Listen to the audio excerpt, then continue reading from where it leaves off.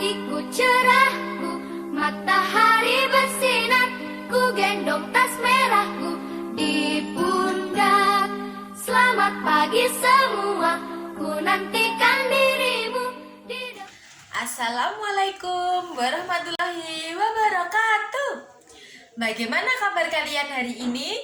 Alhamdulillah, luar biasa, Allahu Akbar, tetap semangat. Nah, Ibu mau tanya, apakah kalian sudah siap belajar hari ini? Alhamdulillah, semuanya sudah siap ya. Namun sebelum kita lanjut pembelajaran, alangkah lebih baiknya kita berdoa terlebih dahulu ya. Sikap sempurna, berdoa mulai. Selesai. Nah anak-anak, Ibu mau tanya, adakah teman kalian yang hari ini tidak masuk sekolah?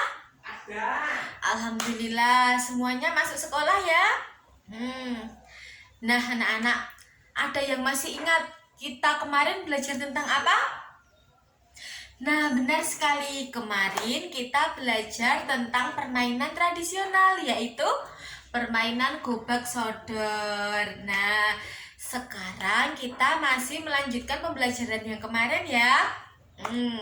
Kita sekarang masih belajar di tema 1, indahnya kebersamaan, subtema 1, keberagaman budaya bangsaku, pembelajaran 4. Pada hari ini kita akan belajar tentang segi banyak beraturan dan tidak beraturan, gagasan pokok dan pendukung, serta sikap persatuan dan kesatuan.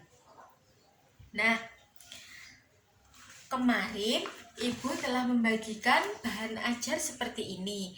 Adakah yang di rumah sudah mempelajari, sudah membaca? Terima kasih, hampir semuanya sudah belajar ya. Sekarang ada yang tahu Ibu membawa apa? Benar, ini adalah kain tradisional Nusantara. Pada pagi hari ini kita akan mencari tahu bangun segi banyak yang ada di kain tradisional ini. Nah, caranya adalah kita bagi dulu kelompoknya ya. Satu kelompok terdiri dari 3 siswa. Nah, anak-anak, karena kelompoknya sudah dibagi, nanti satu kelompok mendapatkan nomor berstruktur yang dipasangkan di kepala ya. Ya, sekarang Ibu bagi dulu ini. Nah, anak-anak, nomornya sudah dipasang ya. Sekarang kita lanjut ya. Nah, siapa yang sudah menemukan bangun segi banyak yang ada di kain tradisional ini? Apel 2 sudah menemukan? Ya, apa saja? Benar sekali, di sini ada persegi, belah ketupat, persegi panjang, segitiga, dan masih banyak lainnya ya. Nah, hari ini kita akan membedakan bangun segi banyak beraturan dan bangun segi banyak tidak beraturan. Nah, bagaimana cara membedakannya? Caranya, setiap kelompok akan dikasih 2 bangun ini. Nah, ini ya. Nah, caranya ada di halaman 4. Sambil mengamati pada halaman 4, kita cari tahu bareng-bareng ya. Nah, kita akan mencari tahu yang bangun segitiga sama sisi terlebih dahulu. Langkah pertama adalah mengukur bangun ini menggunakan penggaris. Nah, setelah diukur, kita mencari tahu besar sudutnya. Caranya, karena ini sudutnya ada 3, kita bagi menjadi 3 bagian. Nah, setelah dibagi, kita dekatkan sudutnya. Nah, kalau bangun kalau bangun ini sudutnya bagaimana? Mangga 2? Iya, ini sudutnya sama besar. Benar. Sekarang kita akan mengukur yang segitiga sembarang. Kita ukur terlebih dahulu sisinya. Setelah itu kita mencari besar sudutnya. Caranya sama seperti tadi. Setelah itu kita dekatkan sudutnya. Nah, kalau yang ini sudutnya bagaimana? Mangga 1. Iya, ini sudutnya besarnya berbeda ya. Nah, anak-anak, kita tadi telah mengukur dua bangun tadi ya. Nah, sekarang kita ambil kesimpulannya bersama-sama. Jika bangun tersebut memiliki sisi yang sama panjang dan mempunyai sudut yang sama besar, itu namanya segi banyak beraturan.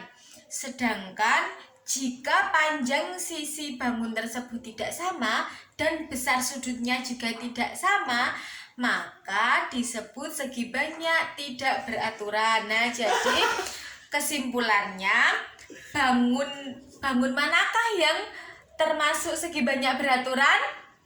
Benar sekali, segitiga sama sisi ini merupakan contoh segi banyak beraturan, sedangkan segitiga sembarang contoh segi banyak tidak beraturan. Betul. Nah, anak-anak, karena kita tadi sudah mengetahui mana yang termasuk segi banyak beraturan dan mana yang termasuk segi banyak tidak beraturan, nah, selanjutnya secara berkelompok silahkan cari 3 benda di sekitar sekolah ini yang termasuk segi banyak beraturan dan 3 benda yang termasuk segi banyak tidak beraturan. Bisa dipahami? Silahkan mengerjakan. Nah, anak-anak, karena kita tadi telah mencari benda apa saja yang termasuk ke dalam segi banyak beraturan maupun tidak, nah, selanjutnya kalian membuat desain batik dari bangun segi banyak beraturan maupun tidak, dan tunjukkan yang termasuk segi banyak beraturan yang mana, yang termasuk segi banyak tidak beraturan yang mana. Paham, anak-anak? Silahkan mengerjakan. Nah, anak-anak, keberagaman budaya Indonesia itu sangat banyak ya. Selain tadi batik, ada juga tari. Nah, di sini ada sebuah bacaan tentang tari kipas Pakarena pada halaman 10. Kegiatan selanjutnya adalah silahkan mencari gagasan pokok dan gagasan pendukung pada teks tari kipas Pakarena. Setelah kalian menemukan gagasan pokok dan gagasan pendukung, kalian tulis pada halaman 11, 12, dan 13. Paham? Silahkan mengerjakan. Anak-anak, kita tadi telah mengetahui ya tentang gagasan pokok dan gagasan pendukung pada teks tari Pakarena. Selanjutnya, kalian secara individu mencari gagasan pokok pada bacaan halaman 14 berjudul Keberagaman Adat Kebudayaan di Indonesia. Nah, itu kan ada 3 paragraf. Kalian cari gagasan pokoknya. Nanti setelah itu susunlah dari gagasan-gagasan tersebut, susunlah menjadi kerangka tulisan baru. Paham? Nah, anak-anak, seperti yang telah kita ketahui sebelumnya, bahwa kita hidup penuh keberagaman ya. Di dalam keluarga, hampir setiap anggota keluarga memiliki perbedaan. Di sekolah pun seperti itu. Pasti kalian dengan teman kalian juga mempunyai perbedaan. Nah, perbedaan yang ada di keluarga, sekolah, maupun masyarakat akan menjadi indah sekali bila dilandasi dengan persatuan dan kesatuan. Nah, ini Ibu membawa apa? Ini adalah sebatang lidi. Nah, persatuan dan kesatuan itu kita perumpamakan seperti batang lidi ini. Jika sebuah lidi ini mudah dipatahkan ya, mudah dipatahkan sekali.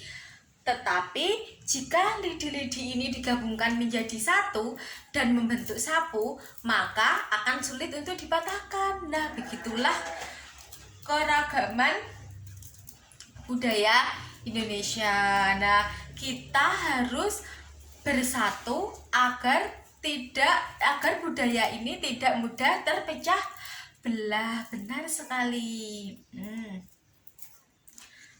Nah, selain itu kita bisa membayangkan ketika menyapu.